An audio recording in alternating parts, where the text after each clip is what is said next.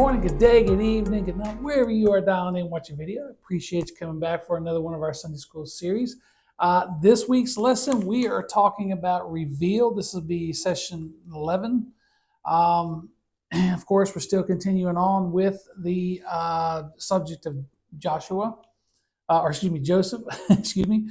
Last week we saw where he was the head of the master's household, taking care of everything. And of course, Potiphar's wife is trying to hit on him, trying to get him to sleep with her. And eventually she makes up a story to get him locked up. While he's in prison, he finds favor with the warden. And so that was in chapter 39. Now, if we look at chapter 40, we start seeing things a little bit different. Just to read briefly to understand the context here, in Genesis 40, the scene shifts on two Pharaoh's officers, the chief cupbearer and the chief baker. Both men offended the Pharaoh and ended up with Joseph in prison. So he's got friends in prison now. Each man had a dream, and each recounted the dream to Joseph. Joseph, giving credit to God, interprets the dreams, and of course the cupbearer's dream means that in 3 days favor would restore him to his former position. The baker, on the other hand, would signify that in 3 days that he would be hung from a tree. So it wasn't good news for him. Ouch. But as and of course those events happened as he had interpreted with God's help. Unfortunately for Joseph, the cupbearer forgot to honor his promise to Joseph and mention to the Pharaoh to get him out of there. So after 2 more years in prison, so we don't know really how long Joseph was in prison, but we kind of get an idea, probably at the very least, probably 3 to 4 years. At the most, it could be a decade. We just don't know. So after 2 more years, the Pharaoh had dreams, and no one could interpret those dreams. He's trying to get his people, his soothsayers, his prophets, his magicians, his court magicians, astrologers, and all these people to interpret these dreams. And of course, they don't have a clue. But at the same time, the cupbearer remembered Joseph, and the Pharaoh is going to immediately call for Joseph because he says, "Hey, I know a guy in prison, Your Honor, Your Holiness, or whatever, and I think he can help you out." So that's where we are getting into this. Now, the question to begin the session with, something for you to think about: how have you struggled to know God's will? That's very hard. Sometimes we go through a lot of valleys in our lives. We have a lot of problems. We have a lot of heartache. We have a lot of grief. And it's hard to understand God's purpose and God's plan in our lives when we're in the valleys so often, so many times. Or we may have our own health issues that are a problem, and we kind of fail to understand or see where God's working in our lives. So it is a struggle. But so long as we stay close to Him, stay close to His Word, eventually that will reveal itself. He will reveal His plans for you in the course of due time. So, all right, so we're going to jump into chapter 41 because we just briefly covered chapter 40. 41, we're going to pick it up at 41, 14, 16. Then the Pharaoh sent for Joseph, and they quickly brought him from the dungeon.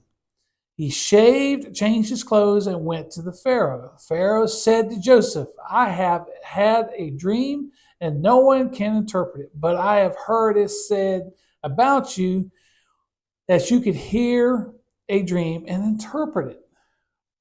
And what is his response? He says, "I am not able to," Joseph answered the Pharaoh. "It is God who will give Pharaoh a favorable answer." All right. So when we look at this, so as the cupbearer says to the Pharaoh, "Look, I know someone who could probably help you out. This is what he's done for me."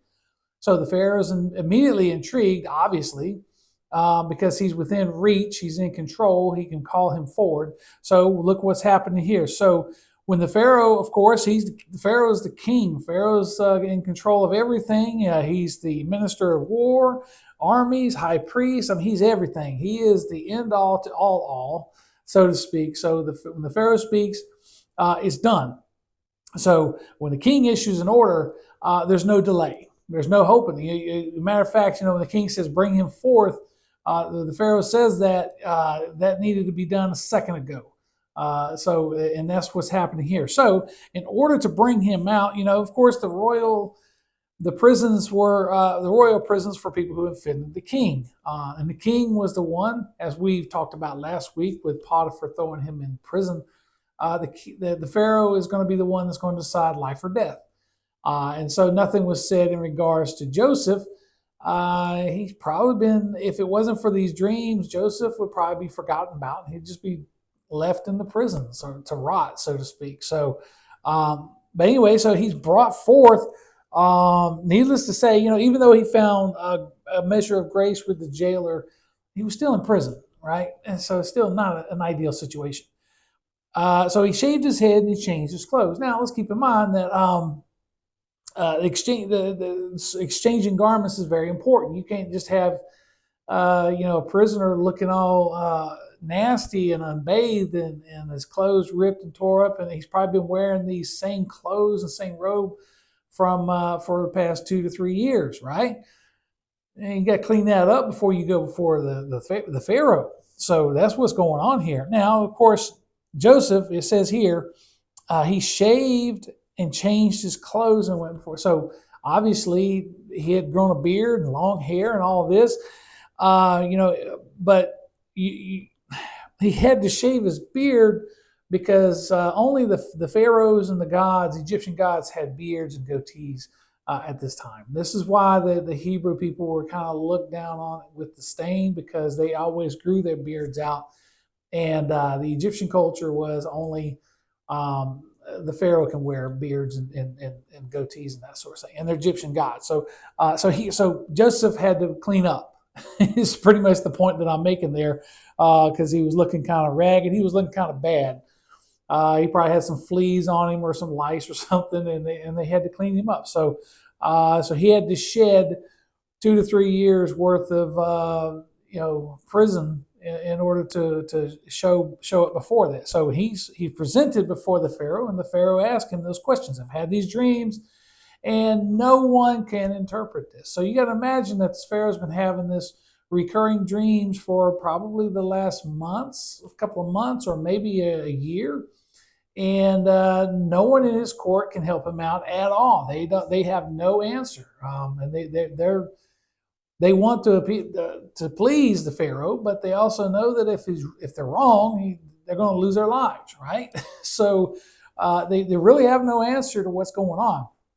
But Joseph has a different approach to all this. Now he's given the fact that he is brought up from prison, and that's not anything good, to be honest with you. Any desperate man, including me, would say anything to keep from going back to that prison, right? He'd say, "Yeah, I'll tell me. I'll try to interpret what you want to know." But no, look at what he says. I am not able to. So Joseph, right out the gate, says, I cannot help you at all.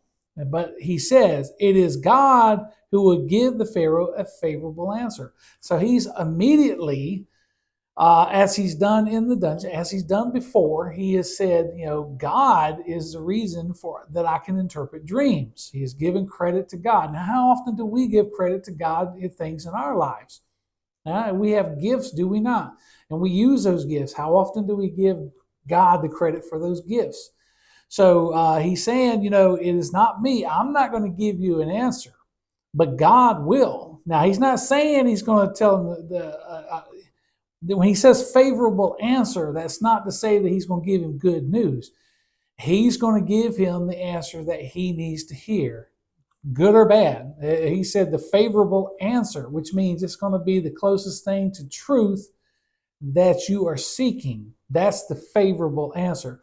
Not favorable as far as to his well-being or to his fortune. Favorable as far as being as close to the mark as possible, which is going to be dead on. So, question, what keeps a person from giving God the credit he is due?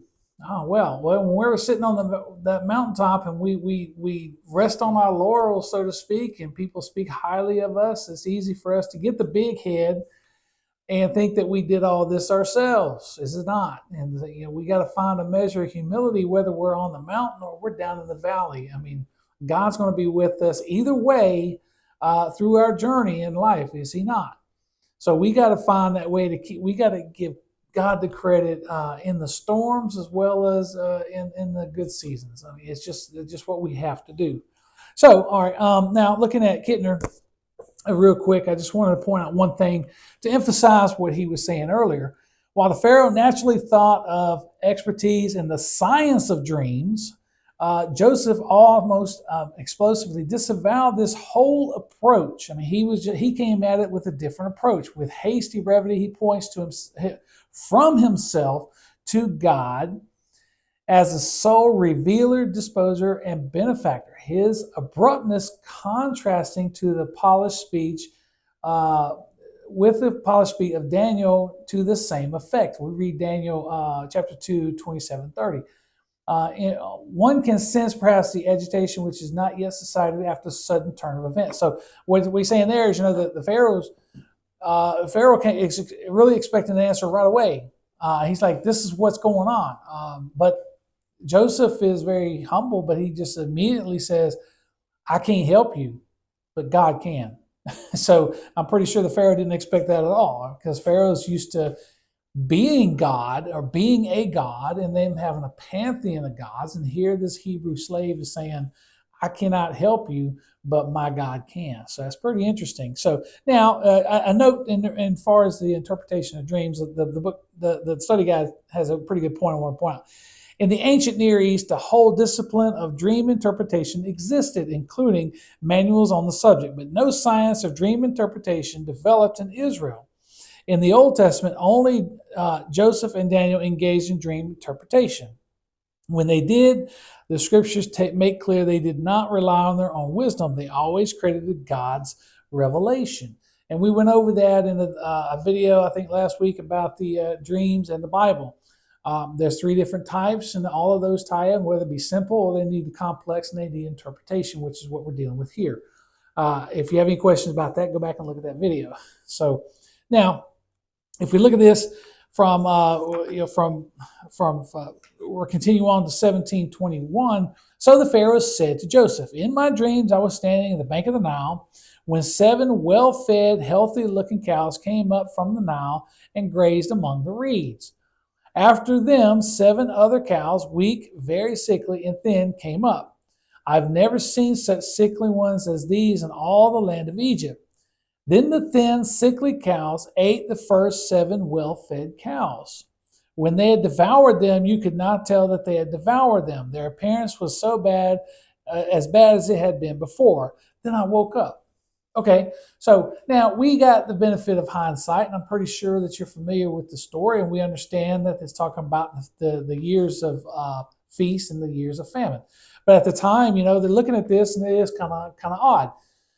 The Pharaoh has no idea what's going on here. The bank of the Nile River is a lifeline for Egypt. It's a very important part. It's it's their fertile crescent, I should say. It's where the banks of the Nile and along that the delta area is where a lot of their crops and food and substance is made. Okay, so naturally it makes sense that he would have a dream there by the Nile. So, and we're looking at these well-fed cows, and of course that's the years of feast, meaning that they had 7 years of plenty. Okay, we had those years of plenty, and then the sick cows come along and they eat the well-fed, and that just means that those the 7 years of famine will take what was the years of feast. Now, with them devouring and their appearance has not changed, that would signify that no one will remember those years of where we had plenty. Those years would be forgotten because the famine is going to be so severe. Okay, and so that's part of what he's saying here when we're looking at the 7 years and the 7 years of plenty and 7 years of famine. It speaks to it suggests a complete cycle in the of what's going on here. Of course, there's some numbers with that. This 7 days of God and that kind of stuff. So and cows, of course, are very important.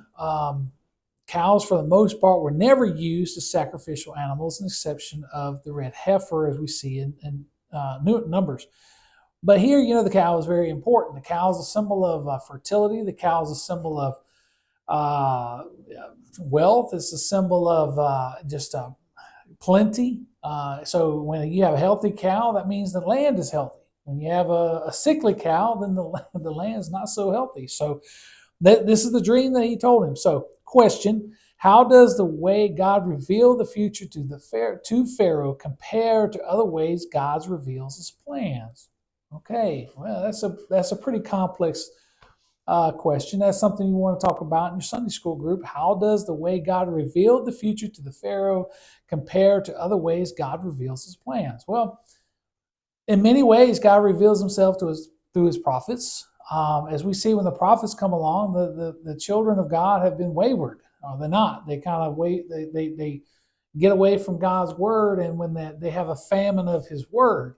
When that happens, God kind of withholds his blessing. Because remember now, you got to do your part and worship me, and I'll be your God, and I'll take care of you. But if you're not going to fulfill your side, why should I fulfill mine? But God's still faithful to his side of the covenant when we're not. So, okay, moving on. Now we go from chapter 41, 17, 21 to 41, 33, 37. Now I'm going to read Holman for a minute just to kind of fill in the gaps of what's going on here, okay? The Pharaoh first related both dreams to Joseph. Joseph declared that the dreams of Pharaoh are one and the same, because there's more that goes on after this, okay? And you're welcome to read that in between. God revealed Pharaoh what was about to do. So what God is showing the Pharaoh, this is what's coming. This is what I want to do. The dreams reveal 7 years of abundance and then 7 years of famine to follow. The famine would be so bad that the abundance in the land would not be remembered. I said that. Just as the undernourished cows and thin grain would not appear and change despite their feasts. Okay, so the famine is going to be that bad, and it's going to be so bad that you're not going to remember the times of plenty. So what the whole point of the dreams that the Pharaoh's having is, look, you're going to have good times for 7 years, and then you're going to have some really, really, really crappy times for 7 years, and you need to plan for those. So that's what's going on there. Now it's time for, now of course, Joseph has interpreted those dreams to the Pharaoh, but at the same time, God has given a solution to the Pharaoh through Joseph, and that's what we're going to read now in 33, 37. So now let the Pharaoh look for a discerning and wise man and set him over the land of Egypt. Let the Pharaoh do this. Let him appoint overseers over the land and take a fifth of the harvest of the land of Egypt during the 7 years of abundance. Okay. Let them gather all the excess food during these good years that are coming. Under the Pharaoh's authority, store the grain in the cities so they may preserve it as food. The food will be reserved for land during the 7 years of famine that will take place in the land of Egypt. Then the country will not be wiped out by the famine. The proposal pleased the Pharaoh and all of his servants. All right. So what we see here is not just the fact that God says, hey, bad times are coming. Joseph, with God's revelation, saying bad times are coming, and this is what you can do to endure it. And that's the most important thing here. Not only is Joseph being shown and given, identifying a problem, but he's also giving a solution to the problems. And that's very important. Again, Joseph is relying on the wisdom of God. It's not him that's doing that. So it's very important that we're looking at this. So in discerning, when we look at the word discerning, because so when Joseph's saying, let the Pharaoh look for a discerning and wise man, okay, so generally designates a process a person gains knowledge through experience. The verb renders to discern refers to the power of judgment and perceptive insight that demonstrated in the use of knowledge, okay? And we look at wise man, okay? The Old Testament wisdom reflect the teaching of a personal God who is a source of all wisdom. He expected his people to reflect his character in the life of practical affairs. Thus, the wisdom of a Hebrew was not merely theoretical, it was practical, based on God's revealed principle of right and wrong. God's people were to apply wisdom in the daily living. So, where Joseph is not telling the Pharaoh or suggesting to the Pharaoh, hey, you need a godly man to take care of this. No, what you need is a discerning and wise man, someone who knows this and knows what needs to be done. And he lays out careful planning. He didn't say, you take a little bit and, save it aside and hopefully you'll have enough throughout the 7 years. No, he's saying take a fifth. He's already saying take a fifth. Joseph, for the most part, was interviewing for this spot and he didn't even know it because he had such a detailed answer and a solution to the problem. And sometimes if we rely on God to give us those answers, because we got all kinds of problems every single day, okay? We really do. Problems at work, problem at home, problem in our daily lives, problems at church.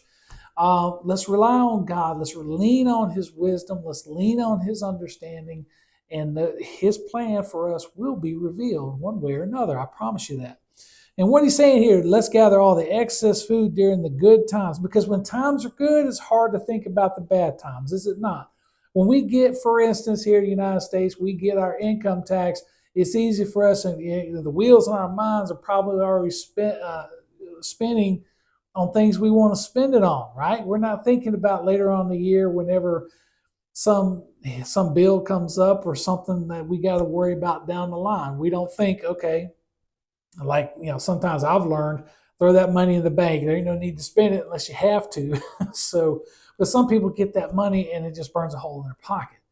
And what Joseph is saying here, it's easy for us if we look at the times of abundance when we have a lot of food, we can be wasteful with that. But instead, even in this time, we've got to be strong enough, we got to be disciplined enough to take a fifth of the excess of our food, and we need to store that away so that we need to preserve that, because by the end of those 7 years, that fifth that we kept storing up, it's going to be used during the time of famine. Just imagine if none of this was done and none of the planning was done, the famine could have been 10 times worse. Now, you also got to keep in mind that God is presenting this plan through Joseph, not just for the Egyptians, right? So, because we're going to see where Joseph's family, among many of the Jewish people, are also getting hit with this famine. And therefore, they're being driven. They have no choice. They have to go to Egypt because Egypt, through God, through his servant Joseph, was able to plan ahead to take care of the people. And this also speaks that God is taking care of not just the Hebrews, Abraham's people, but God is also working with the Egyptians. He's working with a lot of different people. This is a God of all people, in and out, even though he's got a covenant with Abraham's descendants. God is still using other nations to do his will. And that's an awesome thing here. So, question. What is the difference between identifying a problem and identifying a solution? What is the value of proposing a plan when facing a challenge? Well, a lot of companies are looking for people who can find solutions to problems, not necessarily to identify the problems. It's one thing to identify the problems in your lives. We have problems all the time. You may have a problem with a family member, or you may have a problem with an addiction or drinking, a problem with sin, whatever it may be. You may have a problem with a coworker. You may have a problem at work. Okay, it's easy to identify problems in our lives. The solutions, that's where we have to sit down and figure out what is the solution here. Well, most of the time we just got to flee to God, do we not? Just like Joseph did last class, where he fled Potiphar's wife. He fled. He didn't stop. He didn't turn around. He didn't ask for his garment back. He fled that sin.